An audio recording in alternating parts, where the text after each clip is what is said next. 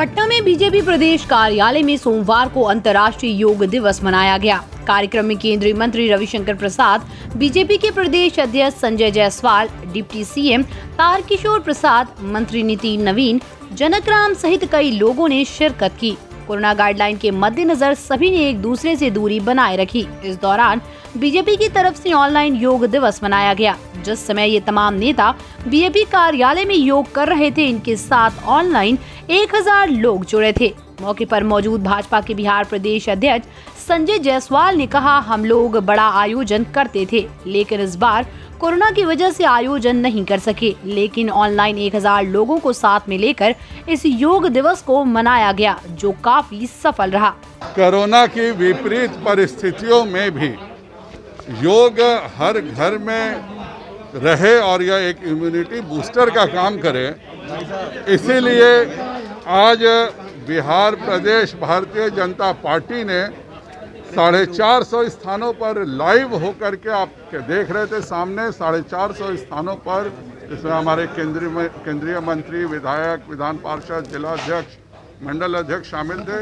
उनका live relay हो रहा था और 1650 स्थानों पर आज योग दिवस मनाया गया है। अपने घर में, अपने निवास पर 20 व्यक्तियों के साथ इतने स्थानों पर योगा हुआ। योग भारतीय संस्कृति और संस्कार की एक बहुत बड़ी धरोहर है, लेकिन हमें गर्व है अपने माननीय प्रधानमंत्री नरेंद्र मोदी जी पर। उन्होंने इस धरोहर को आज दुनिया के सामने इतने प्रभावी रूप से योग दिवस के रूप में प्रस्तुत किया है।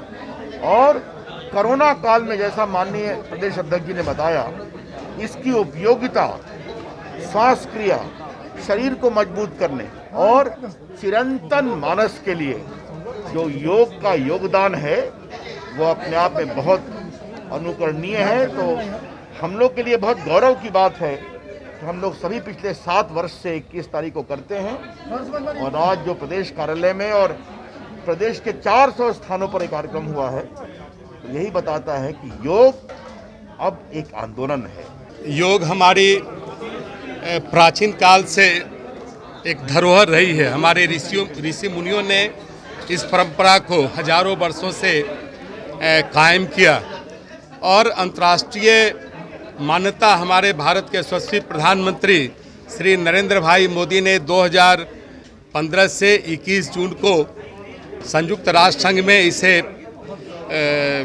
पेश करके लागू कराया। और 21 जून पूरे वर्ष का सबसे लंबा दिन होता है और इसके पीछे भाव यही है कि हम लंबा जीवन जिएं, स्वस्थ रहें। और आपने देखा होगा कि कोरोना का जो संक्रमण के प्रभाव को रोकने के लिए जो स्वास्थ्य से संबंधित जो दवाएं हैं, जो उपचार हैं, उसके अलावा योग के महत्व का समझ पूरे विश्व को बेहतर ढंग से आया और हम श्वसन क्रिया करके हम अपने मानव शरीर में ऑक्सीजन की मात्रा को कैसे बढ़ाएं, कैसे अपने जीवन को लंबा करें, यह योग के द्वारा ही संभव हो पाया। योग एक वैज्ञानिक स्वरूप है और योग मन, शरीर और विवेक को कहीं न कहीं सामंजस्य स्थापित करता है। योग एकमात्र सिर्फ व्यायाम नहीं है, न कोई शारीरिक क्रिया है, बल्कि मन और शरीर को कहीं न कहीं जोड़ता है। योग का शाब्दिक अर्थ भी जोड़ना है। इसलिए मन और शरीर जब एक भाव में आ जाता है तो कहीं न कहीं शरीर पर उसका एक जो मर्यादित प्रभाव है वो पड़ता है। और योग के महत्व को स्वीकार करते हुए पूरा देश आज कोरोना के इस संक्रमण के काल में भी अपने घरों में वर्चुअल और कई तरीके से आज इसे अपनाकर योग की महत्ता को बढ़ाने का काम किया है। हम अपने प्राचीन ऋषि मुनियों को और अपने माननीय प्रधानमंत्री जी को के प्रति आभार प्रकट करते हैं। उन्होंने योग को एक नए स्वरूप में अंतर्राष्ट्रीय स्तर पर मान्यता दिलाने में सफलता पाई और भारत इसमें अग्रणी रहा। बहुत बहुत धन्यवाद।